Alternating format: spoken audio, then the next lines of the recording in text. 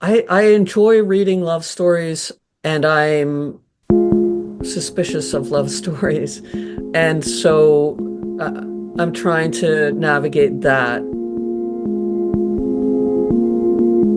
I'm Michael Tamblin. This is Kobo in Conversation. My guest is the novelist Anne Fleming, author of Curiosities, which was a finalist for the 2024 Giller Prize. It is the story of how five fictional 17th century manuscripts, uncovered by an amateur historian named Anne, paint a picture of a handful of unusual lives. Anne Fleming, welcome to Kobo. Thanks so much. Thrilled to be here. We join Curiosities hearing from the self-taught historian Anne. We'll talk about who Anne is in a minute. But Anne is burrowing deep into the history of England in the 1600s and into the archives of Canterbury Cathedral and various historical centers. And there she finds the memoir of Lady Margaret Long.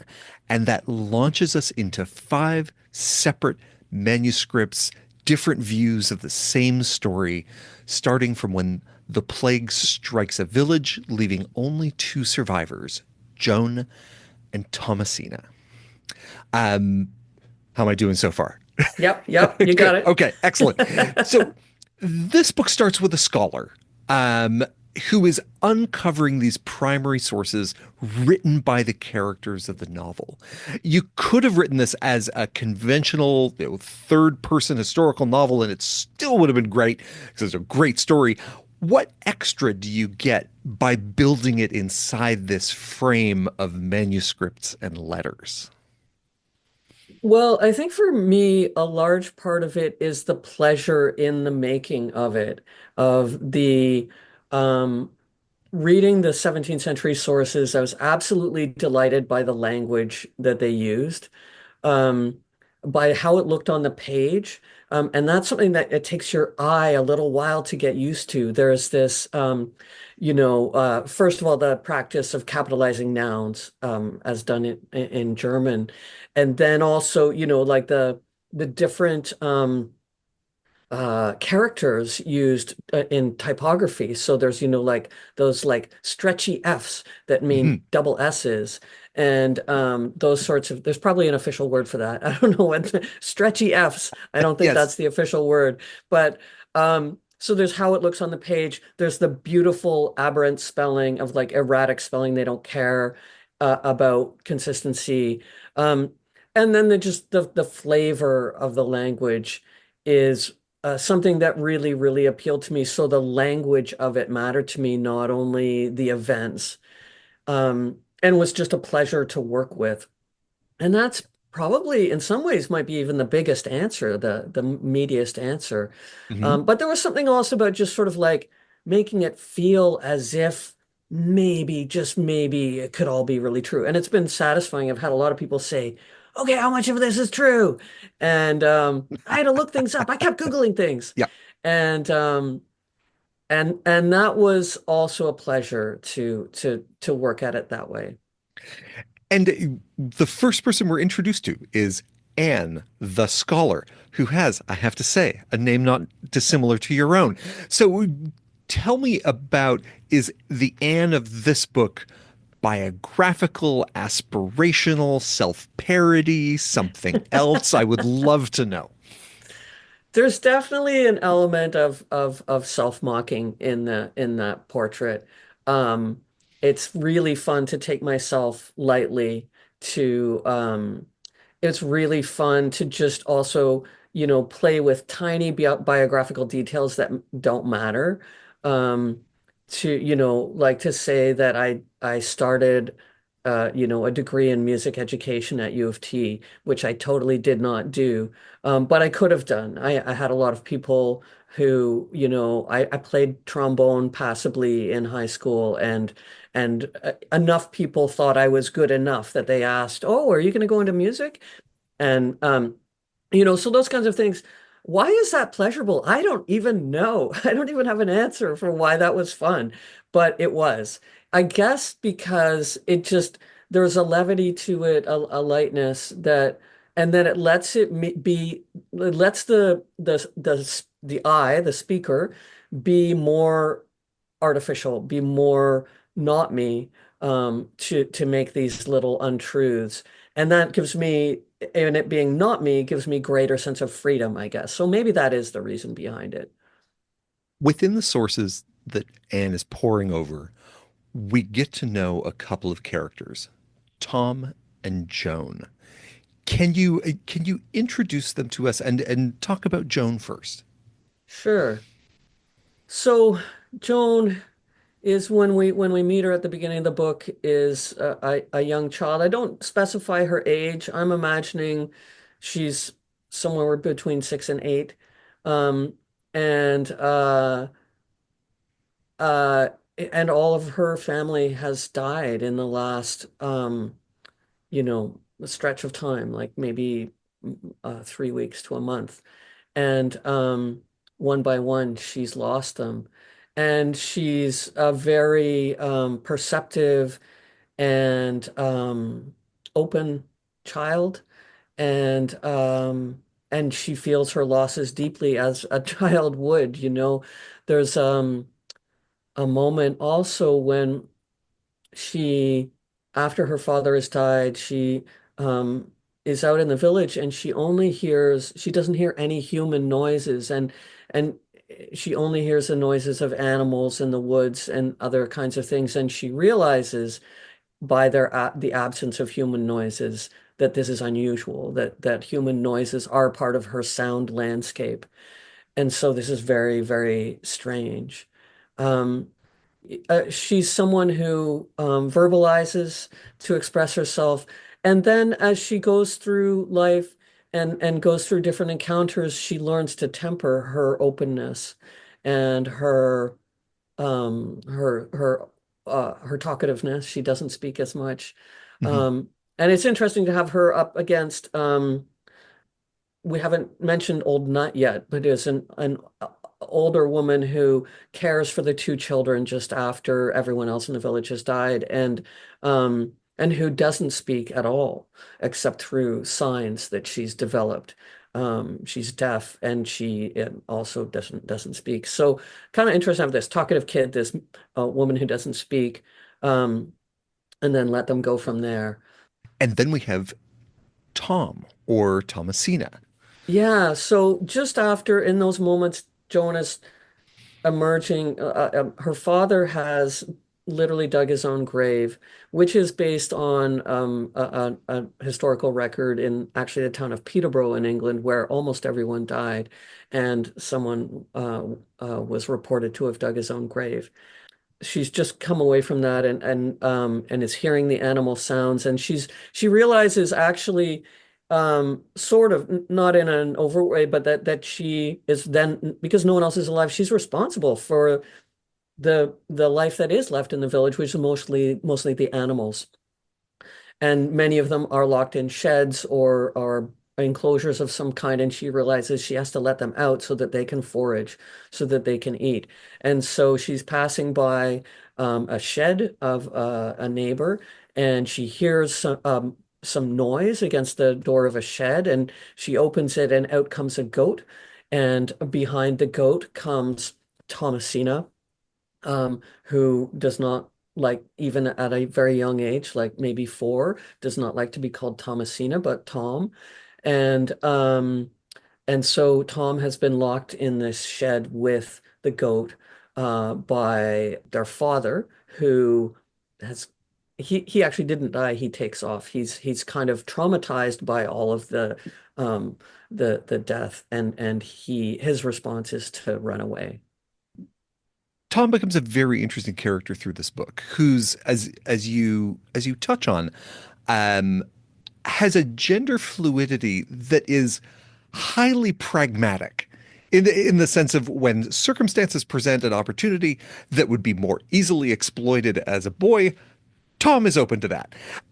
And it that feels almost deliberately not a contemporary view of gender. And I wonder, is that something that you invented in the character, or did you find figures like this in history that you wanted to play with in the narrative?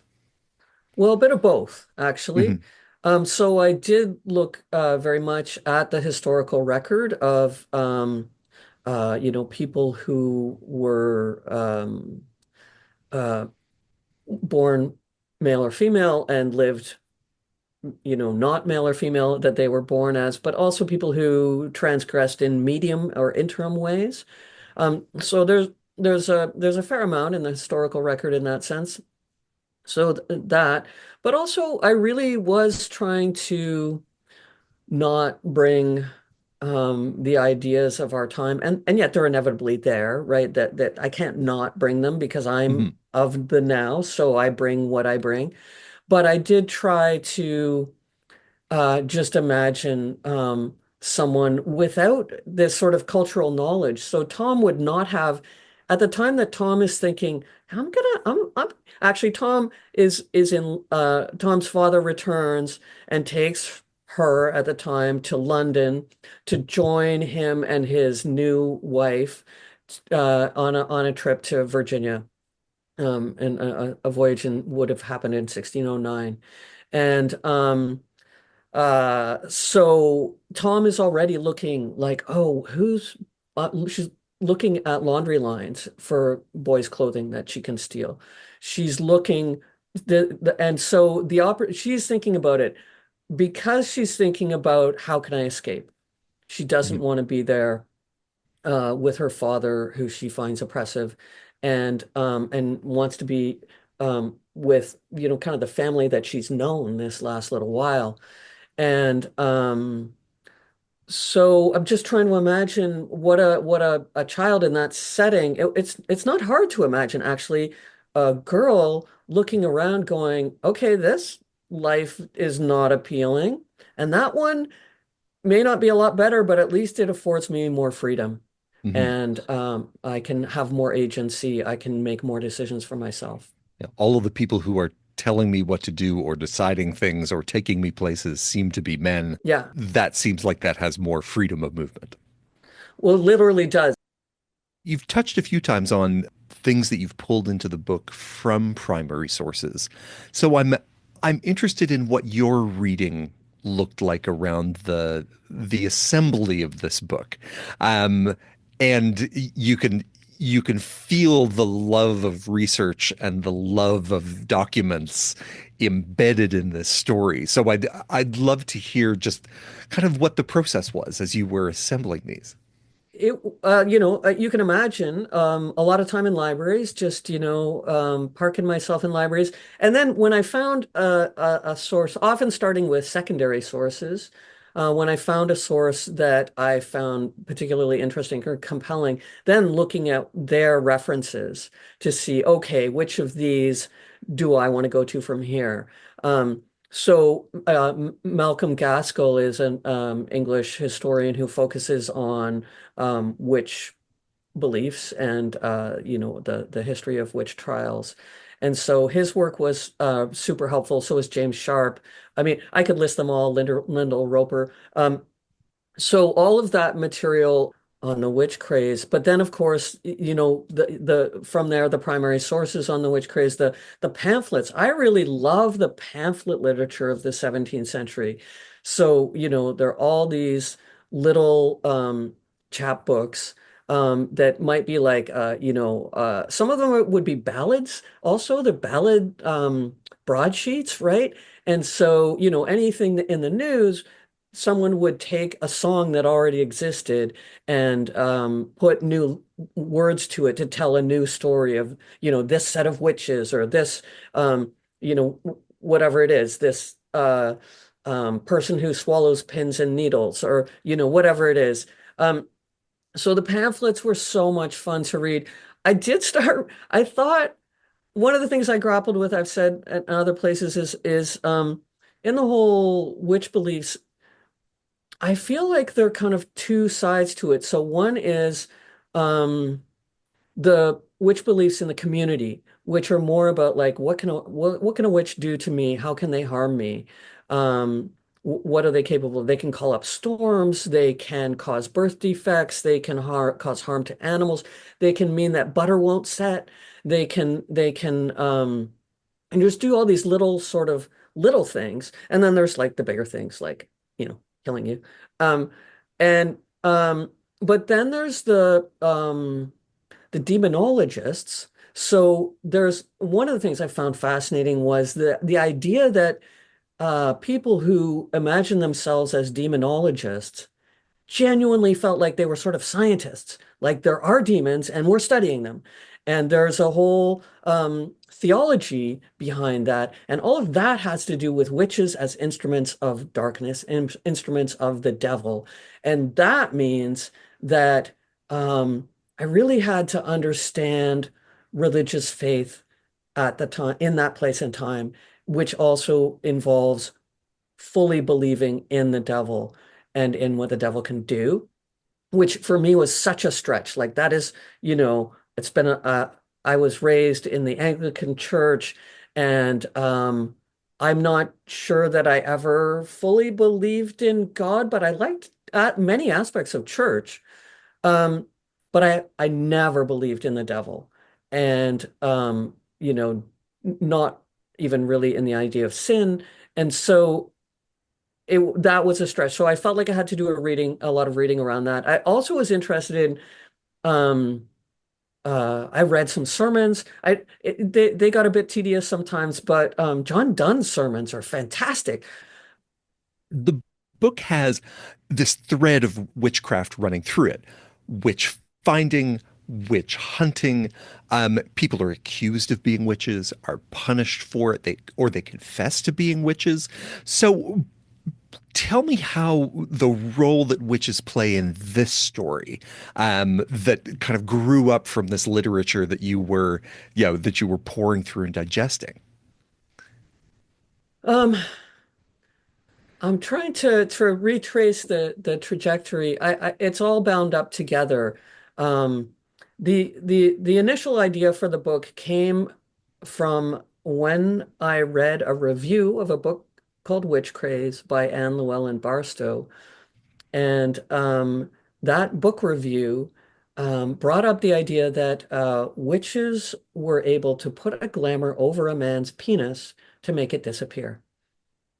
And yes. And so I thought, oh, immediately it seemed to me like, oh yeah, that person has been living male but never had a penis in the first Mhm. place. Um, and I thought that is a story that I'm interested in writing. Initially, I thought that that person was going to be a priest and so on. And in the end, I just switched that was more sort of like 14th century, or sorry, 15th century, 1400s. And then for a variety of reasons, I landed on the 17th century. But um, so that was the starting idea.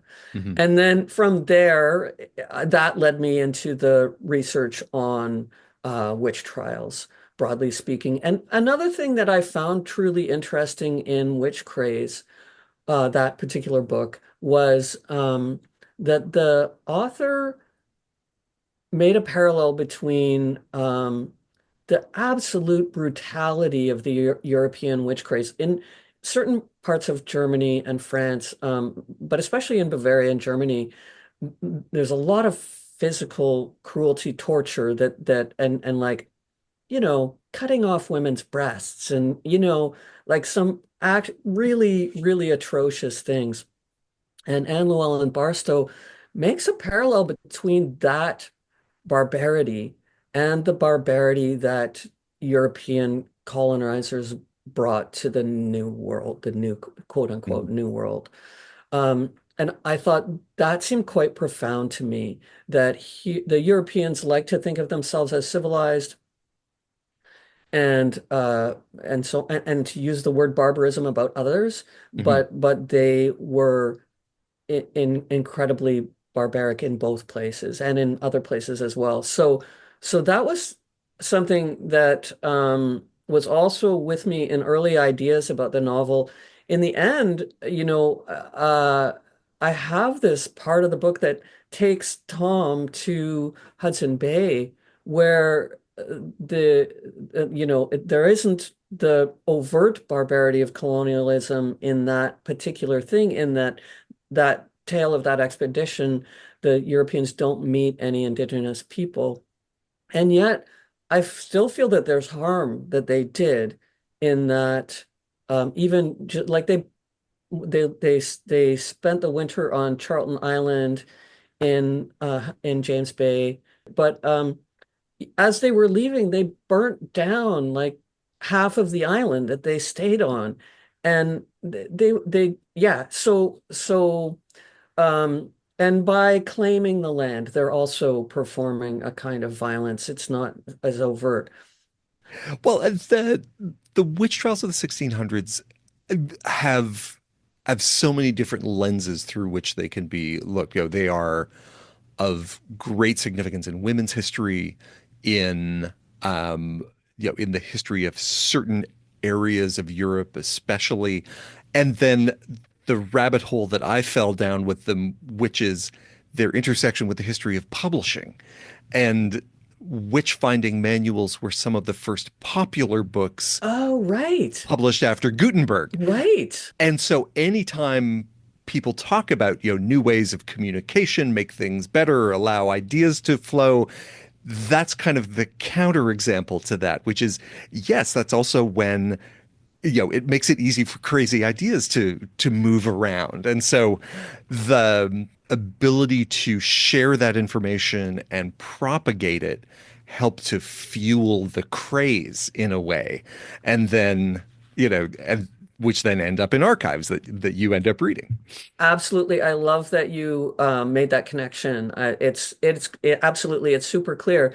The first place I went to after that first uh, witch craze book was the Malleus Maleficarum, which is Mhm. basically what you're talking about, and that's where they talk about the glamour and so on. And so yeah, And absolutely. and this was one of the first witch finding manuals that was going to help Hmm. you as as a good Christian man identify the witches that are out there in the world and how you can figure out who they are. And they're very crafty. So like here are all the different ways that you can suss them out.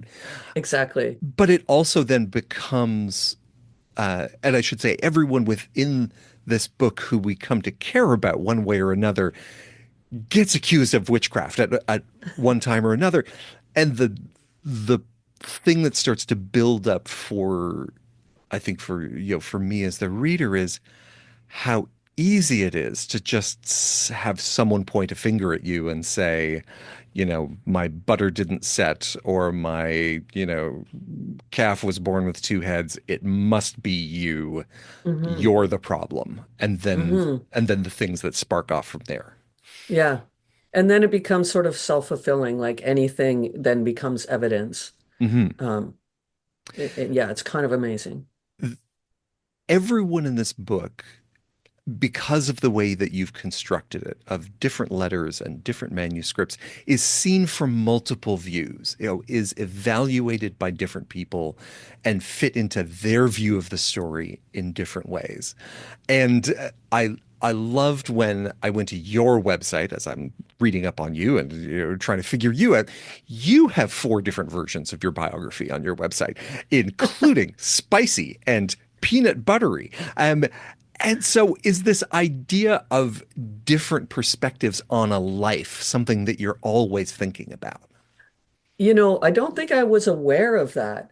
But I'm now trying to figure out my next book, and I'm being led down the same path, and I'm feeling like I very much want to do the same thing because I feel like again this book that I'm thinking about is based on two Toronto sculptors, Francis Loring and Florence Weil, and I will never know the truth of their lives. And so if I'm basing a fictional story on real people, I feel that I want to offer multiple possibilities rather than only one. And I don't know if that's how it's going to end up going in the end. I might end up doing something quite different. But for now, I'm trying to figure it out, and I'm very much drawn to doing the same thing. As I approach this book as a reader, I I immediately encountered something you spoke about, which is the archaic word order and grammar and spelling that you use to kind of turn this story into a set of primary sources. And it had that experience where my brain had to calibrate for a couple of paragraphs and then fit into it. So it read much more fluidly than I thought it would.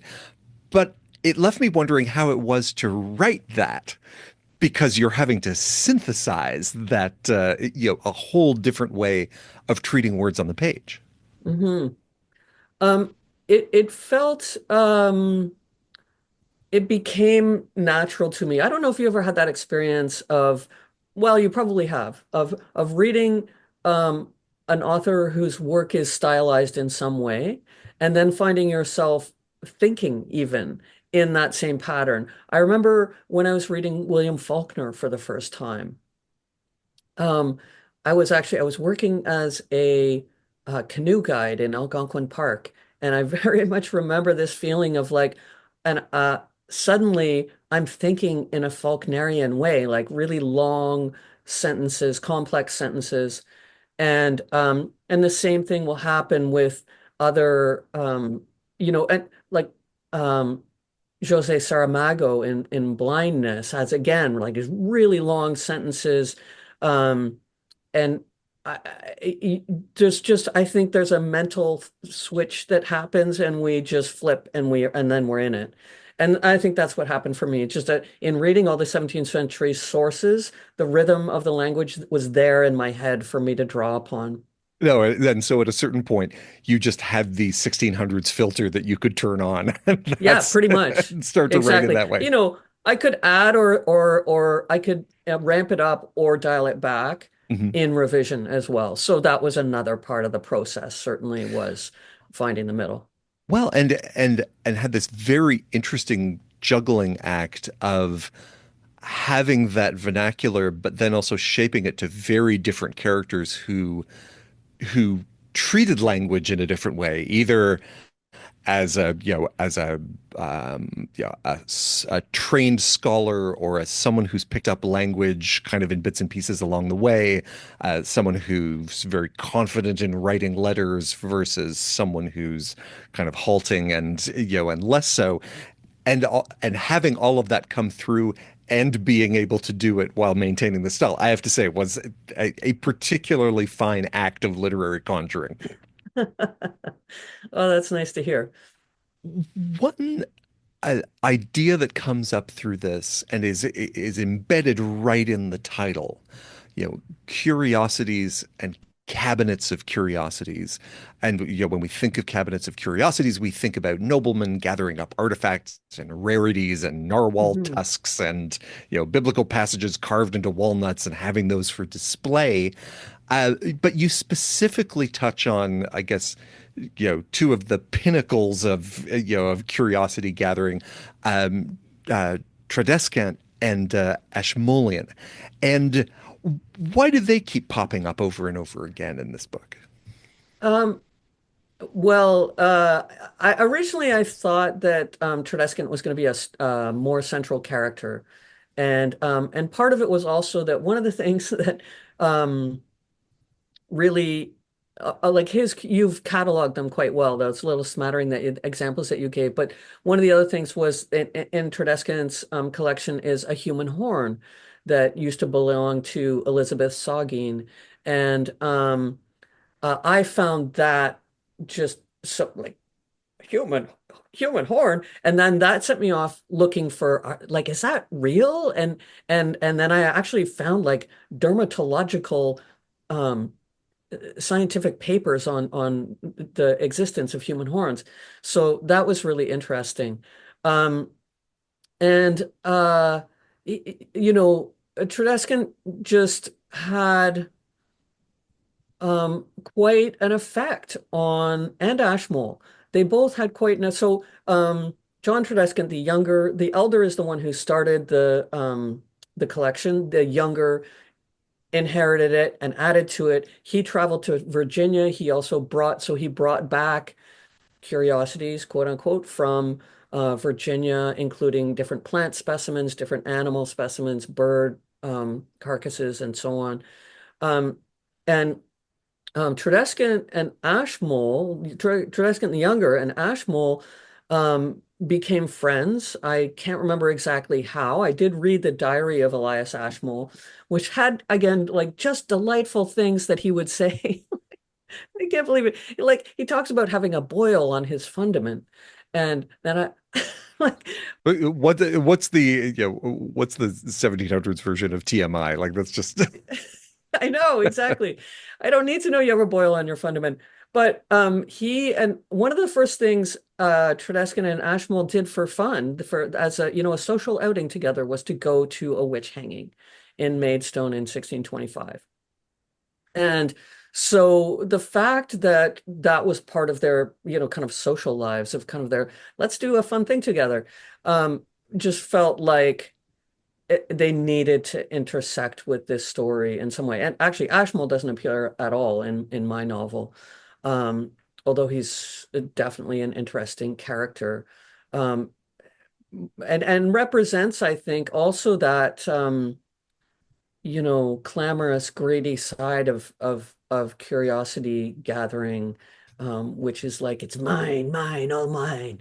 And when he wrangled the collection off of Tredescant the Younger's wife and then donated it to Oxford to become the Ashmolean Museum. and a great note about the glory goes to the donor, not to the to the collector or the curator. Yeah. So with the idea of this collection of curiosities, is this book like one of those cabinets? In a way, yes, it is. Yeah. It's funny because I have this impulse toward compendia. Um, I I want to be encyclopedic in the scope of my books, and of course, that's not achievable in a brief time period or any reasonable time period. It's not achievable at all, and um, and yet I feel this impulse towards it. Um, yeah, so in a sense, it is. In a Mhm. sense, it is like its own little cabinet. In an interlude in the book, Anne talks about being a dilettante, about different potential professions, different schools. Is is someone who lives that life or has that journey, kind of the human version of a collection of curiosities? Oh, I like that notion. I mean, yeah, let's go with that. Sure. You know, I Excellent. think there's so many things in the world to be interested in, so many things to try, and I don't especially prize, well, no, I was gonna say I don't especially prize being good at any of these things. But I do, and then I was questioning myself, is that actually true? Because I kind of want to be a good writer, but in terms of like being a good musician doesn't matter to me. Being a good visual artist doesn't matter to me, but I like playing music and I like drawing and I like, gardening. I like, knitting. I like doing lots of things. I like making lots of things. I like pursuing a lot of different interests. But I feel like um, the need to be good robs the action of its own innate pleasure. Mhm. This is kind of a love story, but not a romance per se. Were you, did you ever feel that pull in writing it, wondering if you were going to have a romantic arc to this, or let it sit more in ambiguity? That was probably some level of tension all the way through the writing of it was to what extent is this a love story? And sort of, I felt what dictated it for me was a little bit the odd things that would happen in the character, like might naturally occur in the characters' lives to not allow them to have like a seamless romance. But also, the ways in which they'd be separated, or it would be difficult, or um, or sort of not quite natural to their lives.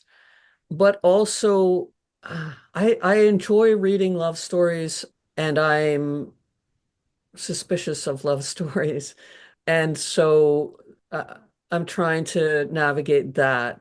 By which I mean what we impose on stories. There's an artifice. in the crafting of stories generally. Hmm. There's an artifice in, the crafting of love stories. Had we've seen so many love stories. We've read so many love stories. It's possible that they're the most loved kind of story of all time, always persistently. And so that's a lot of freight and baggage to work with or against. And I don't think I'm as good at it. So in some senses, just like that's maybe not quite my strength, as except to touch on also many different kinds of love and many different kinds of love over a person's lifetime. Hmm. Um, rather than, a grand enduring romance. Although, in my own life, my partner and I have been together for 35, almost 36 years. I feel like we have a grand enduring romance. So, I mean, I have that to draw on in my own life, and yet it wasn't the central locus of interest for me. Hmm.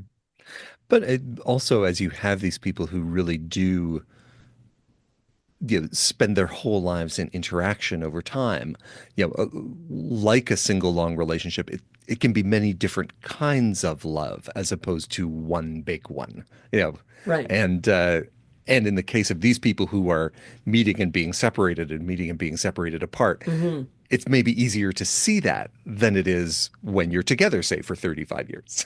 Absolutely. Yeah. Your first book was in 1998, Pool Hopping and Other Stories. And as I may infer from Anne in the book, there may have been a bit of a circuitous route towards becoming a writer that might have encompassed some other education and some other career, starts along the way. Tell me what brought you to that first book. Um, I think in many ways it was that writing generally and writing fiction in particular um, was hard. It was it was difficult. It was challenging, Hmm. and that made it interesting and appealing, and it meant that it was continued to be interesting. Was always interesting, and came to be something of a. It's not quite like a puzzle, but each story is a sort of a problem to be solved, and so it's also this blend of the intellectual and emotional and social and you know, political and so on. So there's this terrific integration of threads in writing that is part of its great appeal for me. One thing that I really seriously considered doing when I was pretty sure I wanted to do some kind of graduate degree. I knew as a writer, I didn't need to. I could just write. But I also knew that if I did do a Master of Fine Arts in creative writing, which is what I did end up doing, that it would give me deadlines and it would give me, reasons to it would also give me 2 years where that was the thing I needed to do. And and that was an amazing gift. But the other thing I really did consider applying to do a master's in linguistics. As you can infer from my talking about language, I really find it fascinating. I found transformational grammar really interesting.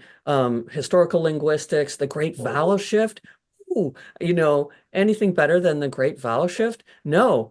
Um, and so I was deeply interested in that. But as I do say in my, Anne Fleming persona in the book, I genuinely wasn't strong enough in a second language to get into a linguistics program of my choice.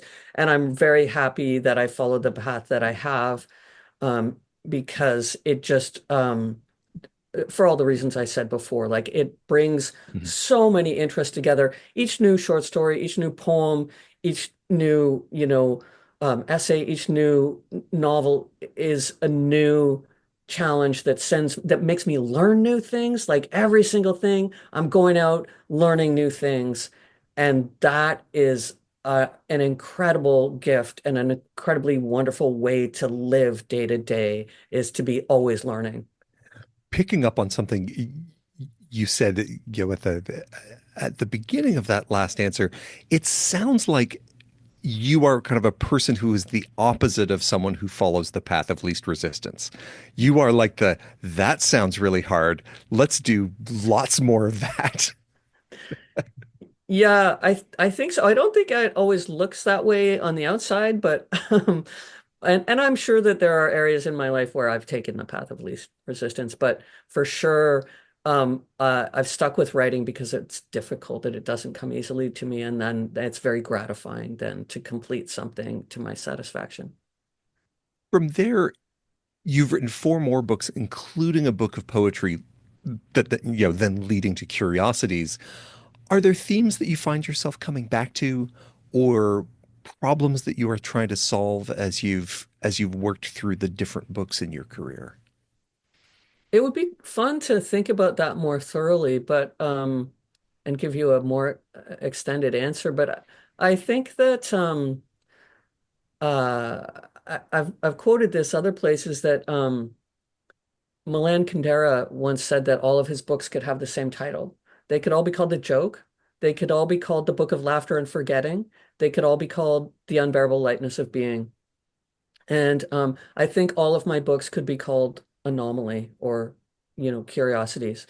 Um, because so Pool Hopping, which was originally had a different title, and which was The Glare of Something Bigger, which might also be another one.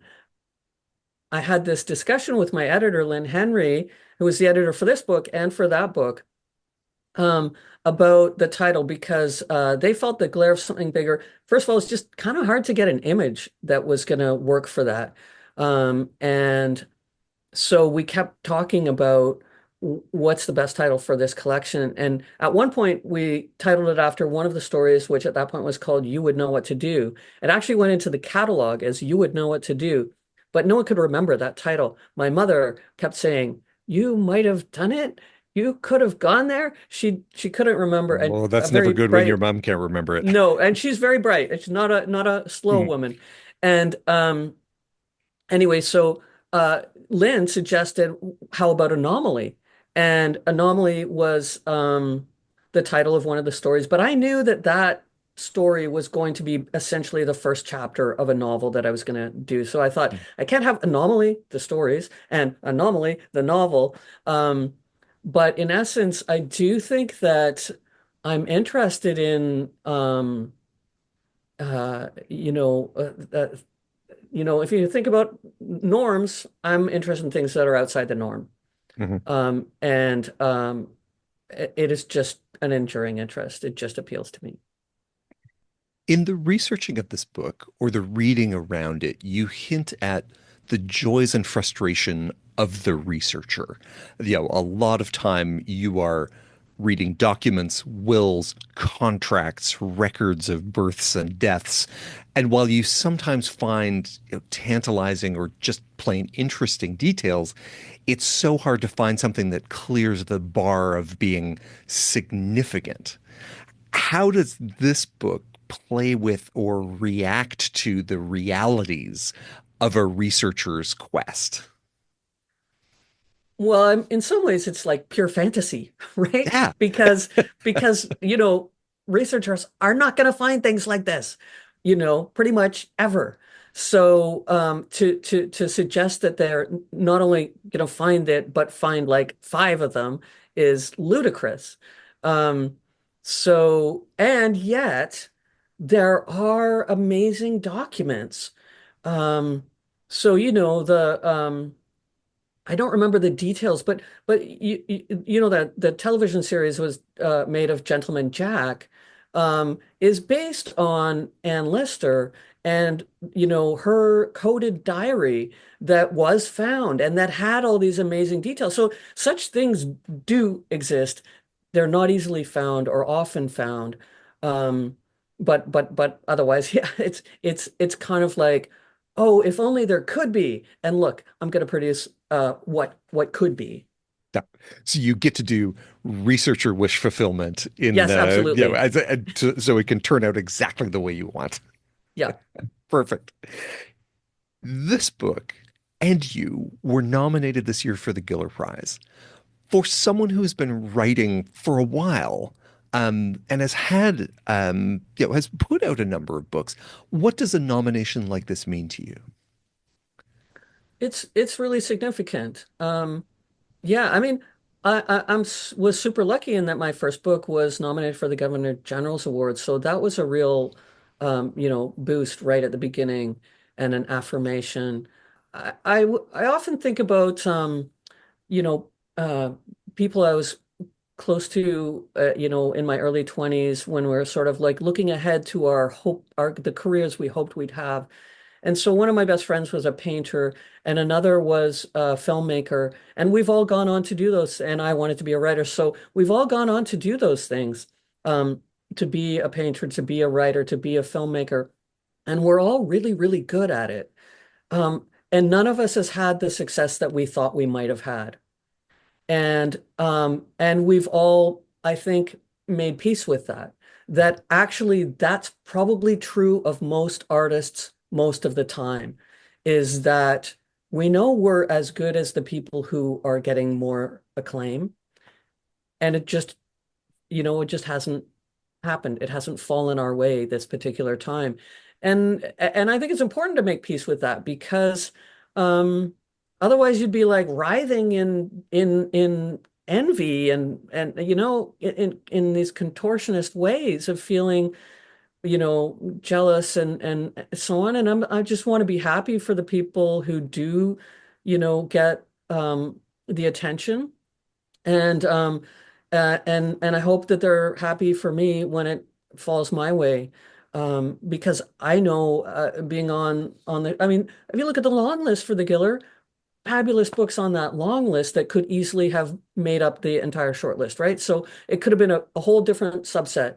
And books that aren't on that list that could have made up that subset. Like we absolutely know that there's an element of chance. And so it's really it's helpful, it's gratifying, it's nice, and it's problematic innately, even without special concerns of the year. And so I'm very grateful and and I still want to champion as many books and authors that as I can as I move through the world. Is it in some ways the mirror image of something that you were talking about earlier, where you have to be comfortable with being bad in order to pick up a new thing and love it. You also have to be comfortable with being good, knowing that success comes in a lot of different forms and there's a capricious bit to it that, regardless of your skill, comes or doesn't come like lightning striking. That's lovely. I think that's a wonderful way to think about it. Yeah. And thank you so much for joining us. My great, great pleasure. Thank you. I have been speaking with Anne Fleming, author of the novel Curiosities, one of the finalists for the 2024 Giller Prize. Find it and all the books we have spoken about, except maybe some of the very, very old ones that may only be in manuscripts, at Kobo and Conversations home on the web, kobo.com/conversation. Check the show notes for a link. Subscribe in your podcast player to catch every episode, and if you enjoyed this one, tell someone with a healthy curiosity about great books.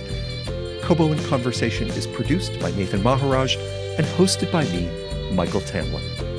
Thank you for listening.